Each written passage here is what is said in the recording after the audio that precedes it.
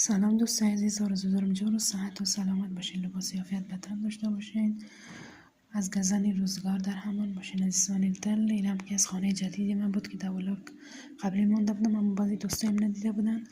عزیزان دل، مجبور هستم که ازیرم دیگه باید، یعنی خاطری که سختگیری زیاد شده باید از اینجرم کوچ کنیم و اینم امروز خیلی زیاد بارانی زیاد است، خیلی خسته شدم از خانه. اینم حیاتی بیرون که باران داره.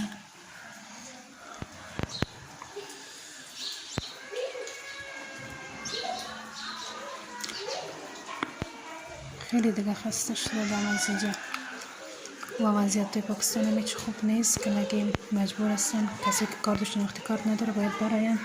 دو دفعه پیشی در ازم پلیس اومد، وسایل علوم خیلی زن مرا اذیت میکنه که باید برایی و مجبور هستم که برایم. تا یک ویدیو دیگه، فعلا خداحافظ.